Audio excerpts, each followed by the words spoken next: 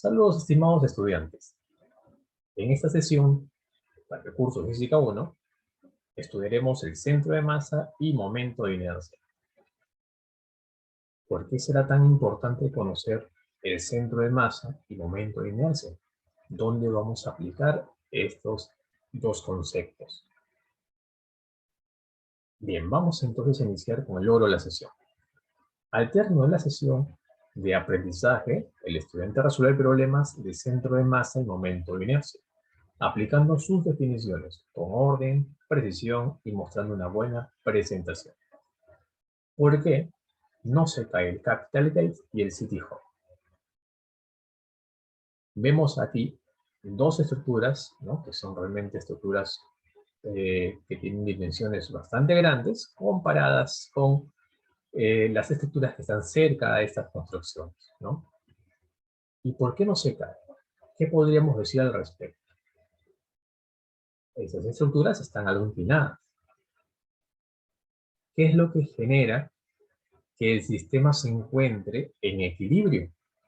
¿No? Tema que hemos tocado sesiones atrás. Vamos a continuar.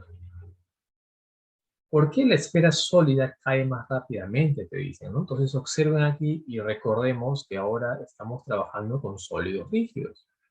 ¿De acuerdo?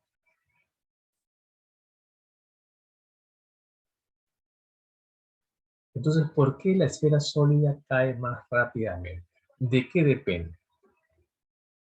¿Dependerá de la masa? No, ¿dependerá de la altura, de repente, de donde se lanza? ¿Mm? ¿Con qué de repente rapidez, ¿no?, del centro de masa llega cada uno al punto más bajo del plano, ¿no? ¿Qué sólido llega al último? Bien, entonces vamos a iniciar entonces, jóvenes, vamos a conocer entonces los conceptos, ¿no?, necesarios, las ecuaciones necesarias para poder responder a estas preguntas. Entonces vamos a iniciar con el centro de gravedad, centro de masa y centroide. Entonces hablamos de un sistema discreto cuando tenemos un sistema de n partículas y cada una de masa m sub i y peso w sub i, que se consideran como puntos materiales, ¿no?, están distribuidas, por ejemplo, de esta manera, ¿sí? Entonces tenemos aquí n partículas, ¿no? N partículas. Partícula 1 de masa m1, partícula de masa m2, partícula de masa m3, y así hasta la partícula enésima. Bien. Entonces veremos aquí lo que es el centro de masa. Pues, ¿qué vendrá a ser el centro de masa? Concepto importante que debemos manejar en adelante, ¿sí? Es el punto donde se concentraría toda la masa de un cuerpo o un sistema físico. Entonces, ¿cómo vamos a calcular? ¿Sí? Como es un punto, entonces vamos a calcular entonces la coordenada, ¿no?, que nos va a ayudar a ubicar ese punto. Entonces tenemos aquí, para calcular la componente en X de esta coordenada, del centro de masa, lo que hacemos es realizar la sumatoria desde i igual a 1 hasta la enésima partícula, ¿no?, de m sub i por x sub i. Y lo vamos a dividir entre la sumatoria de i igual a 1 hasta la enésima partícula de m sub i. De manera análoga, para encontrar la componente en Y, el centro de masa, lo que haríamos es la sumatoria de los m sub i por los y sub i sobre la sumatoria de los m sub i. Y para la componente del centro de masa Z, notarán que es muy similar, también será la sumatoria de los m sub i por los z sub i sobre la sumatoria de los m sub i. Bien. Y el centro de gravedad, ¿qué cosa es el centro de gravedad? Es el punto donde se concentraría todo el peso del cuerpo de un sistema físico, ¿sí? Ahora, Este centro de gravedad se puede calcular de la siguiente manera. Entonces, lo que haríamos es lo siguiente. Sumatoria para X, sumatoria desde I igual a 1 hasta la enésima partícula, multiplicado por P sub I, es decir, esto sería el peso, ¿cierto?, de cada una de las partículas, multiplicado por las posiciones de cada una de las partículas sobre la sumatoria del W sub I, ¿no? Tener en cuenta que W está significando el peso de las partículas, ¿sí? Ahora, para Y es muy análogo. Sería la sumatoria de los W sub I por los Y sub I sobre el peso total, ¿cierto? Y para Z sería también la sumatoria de los W sub I por Z sub I sobre el peso total. Entonces va a ser importante aquí, para poder calcular tanto el centro de masa y el centro de gravedad, que nosotros sepamos las masas, los pesos y las posiciones de cada partícula que integra o que forma tu sistema. Estrictamente hablando, el centro de masa no coincide con el centro de gravedad. Solo coinciden en un campo gravitatorio uniforme y en su ausencia solo tiene sentido el centro de masa. Bien, importante esta aclaración, jóvenes. ¿Sí? Es por eso que ustedes van a encontrar en los problemas que ustedes desarrollen, ¿no?, de manera indistinta, centro de masa o centro de gravedad, pero aquí ya está la aclaración. ¿Por qué hay esa coincidencia? Continuamos.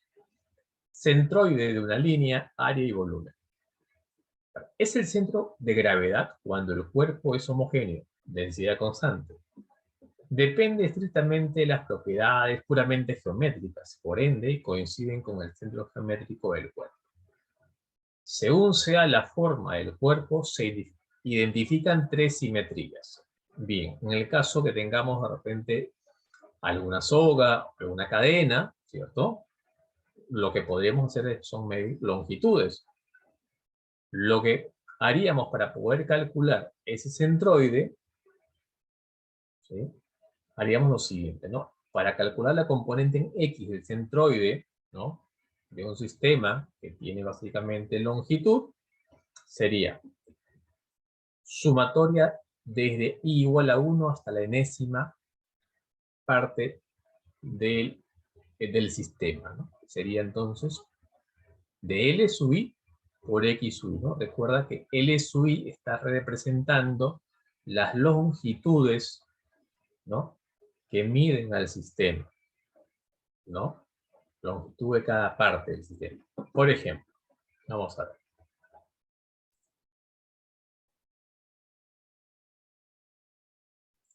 Bueno, podemos tener nosotros un sistema de esta manera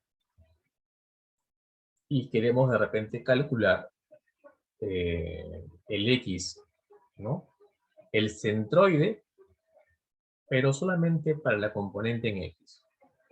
¿Qué es lo que nosotros necesitamos? Aquí te dicen que necesitas las longitudes. Bien, entonces, ¿y cómo calculamos esas longitudes? Por ejemplo, esa longitud, aquí tendrán tres longitudes que se pueden apreciar. Aquí habrá una longitud, por decir L1.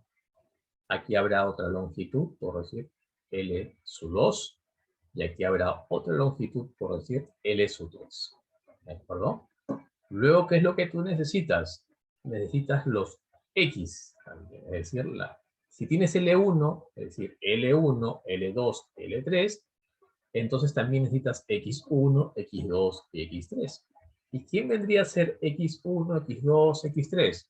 Por ejemplo, aquí está el centroide de esta primera línea, ¿no?, a la mitad, X1.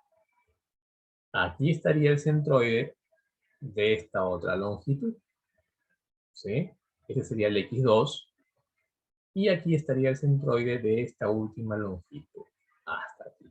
Ese sería el X3.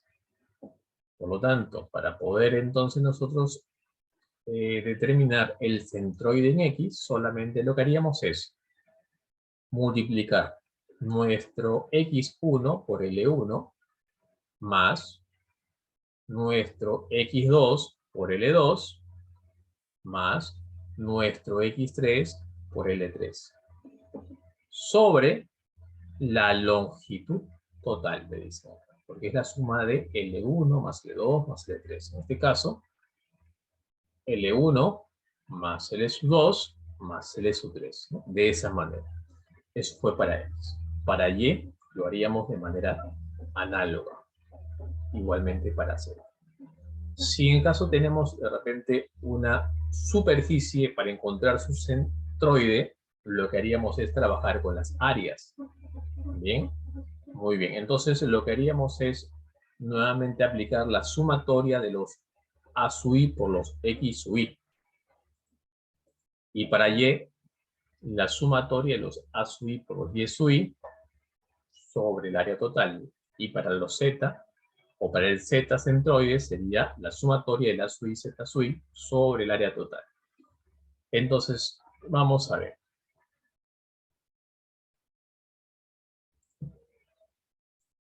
Por ejemplo, si tenemos nosotros una estructura de esta manera, un sistema, una superficie de esta manera, ¿ya? Por ejemplo, de esta manera,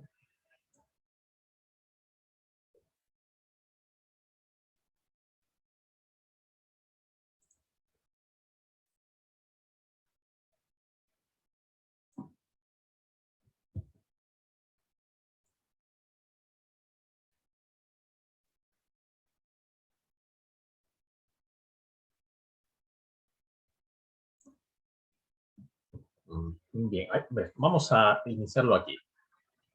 Vamos a iniciarlo. Entonces, lo que nosotros podemos hacer aquí, para poder calcular el centroide, por supuesto, siempre respecto a un sistema de referencia, ¿ya? Acá está mi eje Y, por ejemplo, aquí está mi eje X, bien, entonces, en principio, nosotros podemos decir, ¿no? Que ya sabemos dónde está el centroide, es una figura que es conocida, ¿no? Pero como esto es una superficie, lo que yo puedo hacer también es dividirlo en áreas que para nosotros puedan ser más trabajables, ¿no? Entonces, decimos, voy a separarlo de esta manera. Voy a decir que esta figura va a estar compuesta por tres figuras, ¿no? Figura 1, que responde a ese triángulo, figura 2, que sería este otro triángulo, y figura 3, que sería este otro triángulo. Entonces, cada una de esas figuras que son áreas, ¿cierto?, triangulares, correspondería, por ejemplo, ¿no? Este sería mi A sub 1, mi A sub 2, mi A sub 3. Ahora, si quiero el X1, el X sub 1, el X sub 2, el X sub 3, de esta manera, ¿no? Entonces busca el centroide, el X sub 1 con el área 1, el X sub 2 con el área 2, el X sub 3 con el área 3, por ejemplo, ¿no? Y de manera análoga para Y y para Z, ¿no? Y para encontrar el centroide de un volumen, entonces trabajaríamos con el volumen, ¿no? Entonces aquí nosotros podemos observar que tenemos para X sumatoria de los V sub I por X sub I sobre el volumen total. Para Y, sumatoria de los V sub I y Y sub I sobre el volumen total. Igualmente, de manera análoga, para Z, ¿no? Para Z. Entonces, una aclaración. Si una placa tiene un agujero, el área le corresponde, ¿ya? Un área que nosotros vamos a colocarle con un signo menos, ¿sí? Si estamos trabajando con volumen y ese cuerpo tiene una cavidad, el volumen que le corresponde se considera negativo. Bien. Propiedades. El centro de masa, centro de gravedad o centroide puede estar dentro o fuera del cuerpo. Si el campo gravitatorio es constante y el cuerpo es homogéneo, entonces el centro de masa, centro de gravedad y centroide se ubican en el mismo punto. Vamos a ver aquí. Tenemos algunas ecuaciones importantes que va a hacer que nuestros cálculos sean de manera más práctica. Tenemos ejemplos de centroides para diferentes simetrías, ¿no? Entonces vamos aquí a tocar, por ejemplo, para un arco semicircular. Observan el arco semicircular, por ejemplo, ¿no? Si nosotros queremos calcular el centroide, tenemos que tener bien claro dónde está el origen de coordenadas, ¿no? Porque desde ahí voy a determinarlo, voy a calcular. Entonces, en este caso, lo tenemos aquí, en este caso, ¿sí? Entonces, para poder encontrar el centroide en X, vemos que el centroide justo recae sobre el origen de coordenadas, por lo tanto en X será 0. Y para Y corresponde a esta altura. Esta pequeña altura sería en Y. ¿Y cómo lo vamos a calcular? Vamos a calcular esta pequeña altura. Lo calculamos así, como 2 veces el radio sobre pi. Y si necesitamos la longitud de arco, sería el ángulo en radianes por el radio. En este caso sería pi por radio. Bien. Ahora, vamos a ver para un triángulo, ¿sí? Para un área triangular. Su centroide está aquí. Para calcular el Y-centroide, ¿sí? El Y-centroide, vemos que es la tercera parte de la altura. De esta manera vamos a calcular esta distancia. ¿De acuerdo? La tercera parte de la altura, sí. Bueno, y sabemos nosotros que el área es base por altura sobre 2. Para el caso de un área semicircular, ¿sí? De un área semicircular, ojo, hay diferencia. Sabiendo que aquí está el origen de coordenadas, el X centroide será 0, pero el Y centroide, es decir, esta distancia, podemos calcularlo utilizando esta ecuación. Es decir, 4 veces el radio sobre 3pi, y entonces tenemos esta distancia, ¿no? Que nos ayuda a calcular el centroide respecto a otro. Bueno, y el área sería básicamente, ¿no?, la mitad del círculo, del área del círculo, ¿sí? Un caso particular del triángulo rectángulo. Notar aquí, estas distancias corresponden, por ejemplo, esta, la tercera parte de la base, esta, la tercera parte de la altura. ¿Bien? En el caso que tengamos volumen, tenemos aquí la semisfera, y para encontrar esta X, es 3/8 de A, donde A vale o es igual al radio.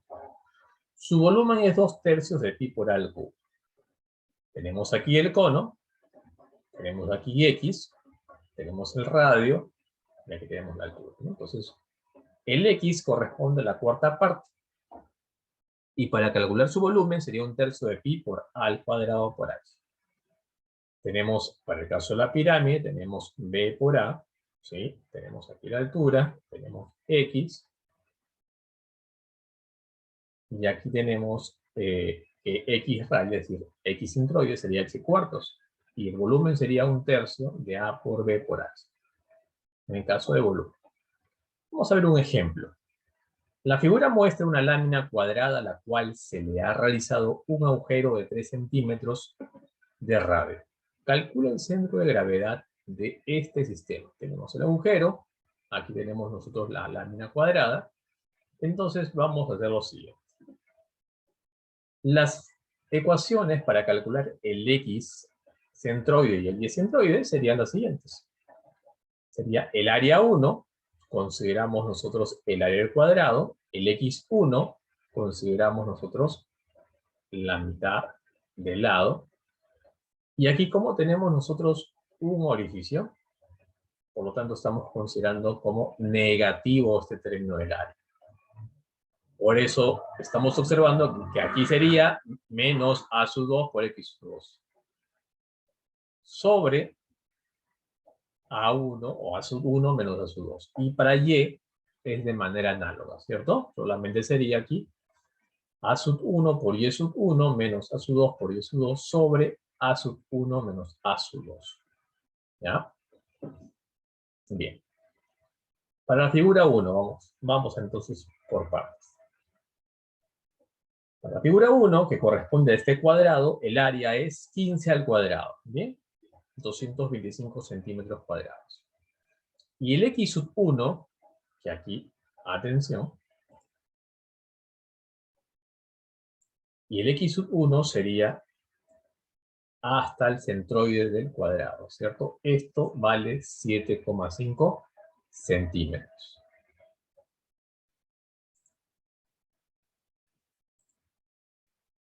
Ahora, y el y sub 1, para encontrar el y sub 1, sería el siguiente. Esto sería el y sub 1. ¿Sí? Igualmente, también sería 7,5 centímetros, ya que estamos con un cuadrado. Para la figura 2, que sería este orificio, el área sería pi por su radio, que es 3 al cuadrado, nos sale 9 pi centímetros cuadrados. Ahora, para encontrar el x sub 2, el x sub 2 sería lo siguiente, ¿no? Sería toda esa distancia hasta acá. Esto sería el x sub 2. ¿Sí? Si todo vale 15, menos 3 sería 12 centímetros. Y para y sub 2, ¿cómo sería? Para y sub 2 sería esta distancia. ¿Sí? Eso sería 5 centímetros. El problema te lo da directamente. Entonces, ahí hemos el centro de masa, reemplazando todos esos valores aquí en estas ecuaciones que hemos encontrado. Para X estamos obteniendo 6,853 centímetros. Para Y estamos obteniendo 7,86 centímetros. Bien.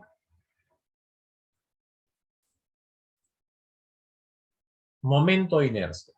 Magnitud física escalar que mide la resistencia que ofrece un cuerpo o un sistema físico a cambiar su estado de rotación. ¿Sí?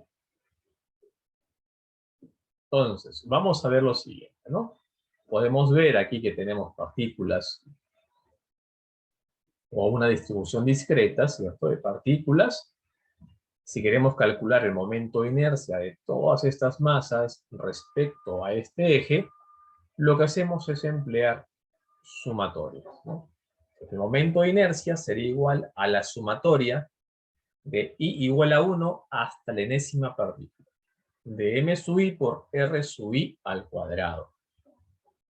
Para un sistema continuo, es decir, cuando hay muchas partículas, infinitas partículas, entonces nuestra fórmula o nuestra ecuación para encontrar el momento de inercia se convierte en una integral. Entonces, para un sistema continuo tendríamos que el momento de inercia sería igual a la integral de r cuadrado diferencial de masa.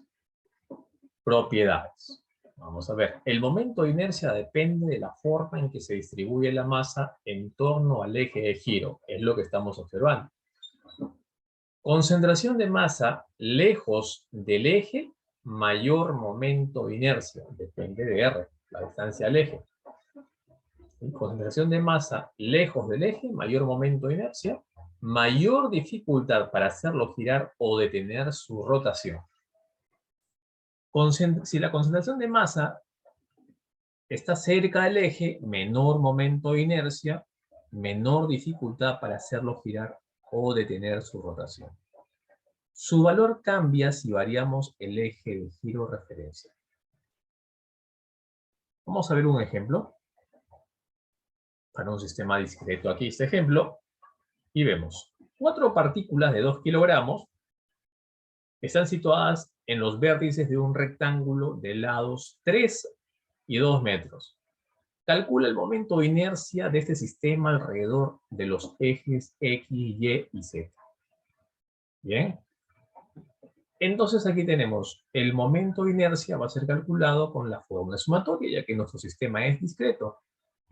Tenemos 4 partículas, tendríamos 4 términos. Entonces, para calcularlo con respecto al eje X, es decir, ese eje, vemos lo siguiente.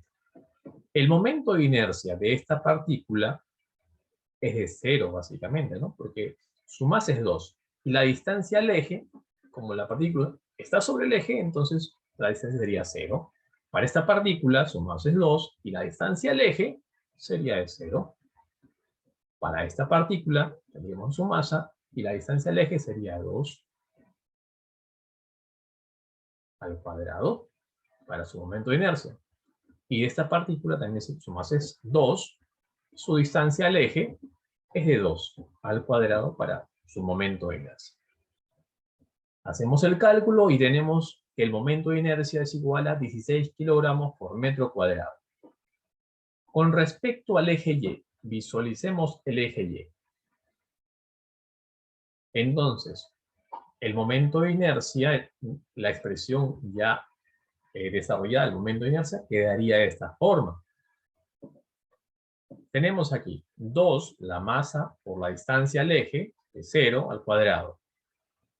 2 kilogramos por la distancia al eje al cuadrado. De esta otra partícula sería su masa por la distancia que es 3 al cuadrado. Y de esta partícula sería su masa por la distancia al cuadrado, ¿no? Claro, la distancia de esa partícula al eje es 0, ¿no? Porque el eje está sobre la partícula. O la partícula está sobre el eje. Entonces el momento de inercia respecto a este eje es 36 kilogramos por metro cuadrado. Y con respecto al eje Z, notar el eje Z se encuentra aquí. Vemos nosotros de manera ya más rápida, ¿cierto? Que el momento de inercia de esta partícula respecto al eje Z es 0. El momento de inercia de esta partícula se calcula así. Masa por distancia al cuadrado. Aquí está. De esta partícula sería así. Su masa por su distancia al cuadrado. Y esta partícula sería su masa por su distancia al cuadrado. Entonces estamos obteniendo un momento de inercia de 52 kilogramos por metro cuadrado. Vamos a ver aquí algunos ejemplos de momento de inercia para diferentes cuerpos y ejes simétricos. Hasta aquí hemos visto nosotros momentos de inercia para sistemas discretos. Pero estas ecuaciones que estás observando ahí, lo utilizaremos para sistemas continuos. Por ejemplo, para una varilla delgada, eje de rotación pasa por su centro de masa, lo calculamos así, como 1 sobre 12 de su masa por la longitud al cuadrado, ¿no? Por ejemplo, tenemos aquí para una varilla delgada, cuyo eje pasa por uno de sus extremos, sería 1/3 de m por L cuadrado. Así tenemos también para la placa rectangular, tenemos un cilindro hueco, cilindro sólido, un cilindro hueco de pared delgada. Noten aquí cómo es este momento de inercia, masa por radio cuadrado. Y también tenemos de una placa rectangular, que es 1/3 de m por a cuadrado. También tenemos nosotros para una esfera sólida, 2/5 de m por radio al cuadrado. Para una esfera hueca, que es 2/3 de la masa por radio al cuadrado. Entonces, es importante que nosotros comprendamos y aprendamos a utilizar cada una de estas ecuaciones, ¿no? Para poder desarrollar los problemas, ¿no? Por ejemplo, para el cilindro hueco también tenemos que es 1/2 de la masa por R sub 1, que sería esta distancia, ese radio, al cuadrado, más R sub 2 al cuadrado. Para el cilindro sólido igual, ¿no? 1/2 de la masa por su radio al cuadrado. Bien. Teorema de Steiner o de ejes paralelos, ¿no? Bien. Si bien es cierto, en las ecuaciones anteriores que hemos visto, en la mayoría de casos, ¿sí? El eje de rotación pasa por su centro de masa. Ahora vamos a ver aquí cómo podemos utilizar este teorema de Steiner o de ejes paralelos. Relaciona el momento de inercia alrededor de un eje que pasa por el centro de masa con el momento de inercia alrededor de un eje paralelo al primero. ¿De qué manera? Tenemos un sólido cualquiera, ¿no? Puedes observar o imaginar un sólido cualquiera y colocamos un eje sobre este sólido. Y si nosotros queremos determinar el momento de inercia respecto a ese eje que no pasa por su centro de masa, entonces aquí es donde nosotros debemos emplear ese teorema de Steiner. Entonces, la ecuación para poder calcularlo sería, el momento de inercia será igual al momento de inercia del sistema, del objeto, ¿cierto? Que queramos determinar su momento de inercia, ¿no? Pero con respecto a su centro, a un eje que pasa por su centro de masa, más la masa que gira por la distancia entre ejes al cuadrado. ¿Sí? Entonces, si aquí está su centro de masa, entonces nosotros aquí determinamos el momento de inercia respecto a este eje. Le sumamos la masa del sólido y le multiplicamos esta masa la distancia entre ejes al cuadrado.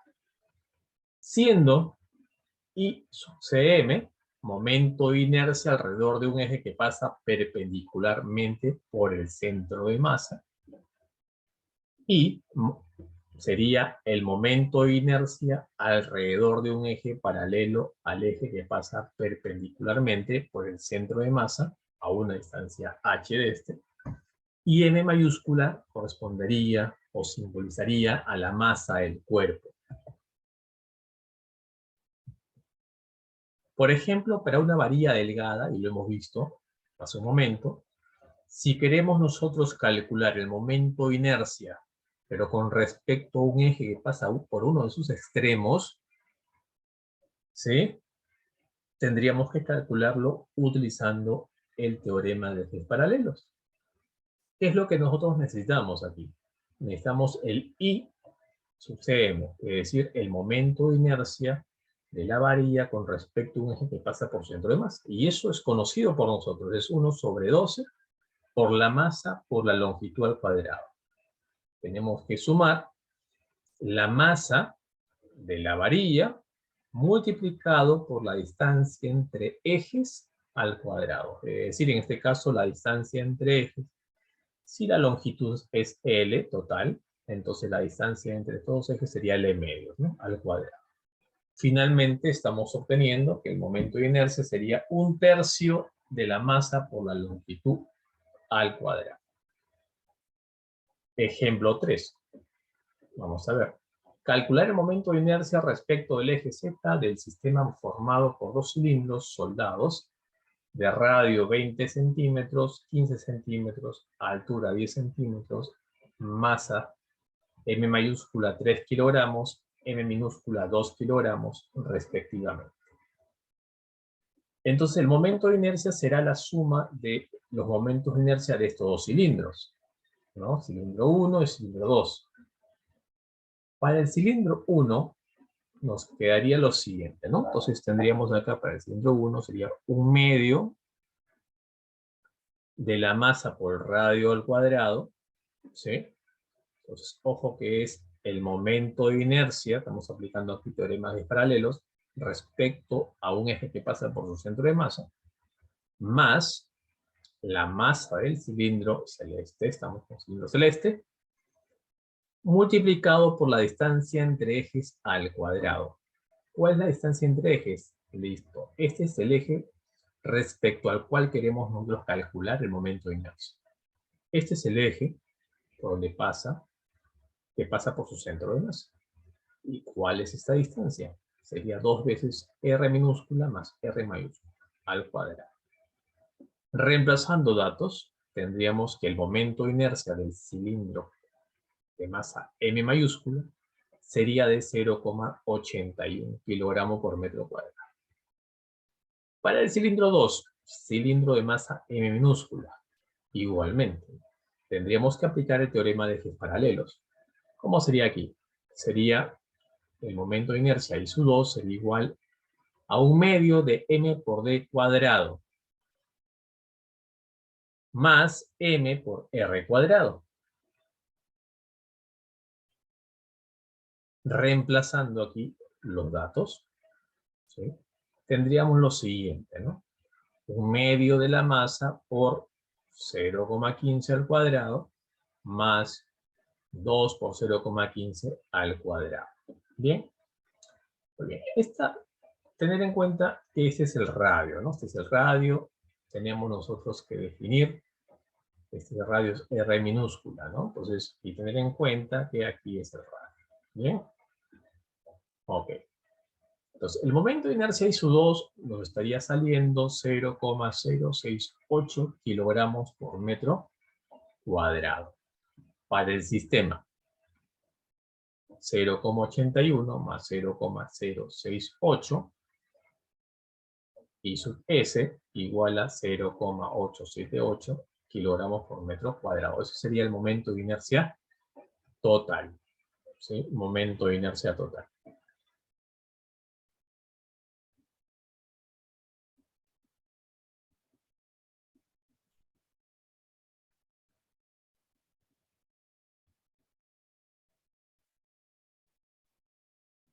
Bien.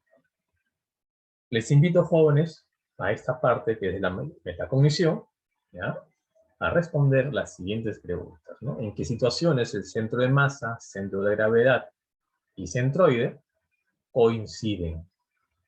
¿Qué establece el teorema de Steiner? ¿En qué campos de la ingeniería podríamos aplicar los conceptos de centro de masa y momento de inercia?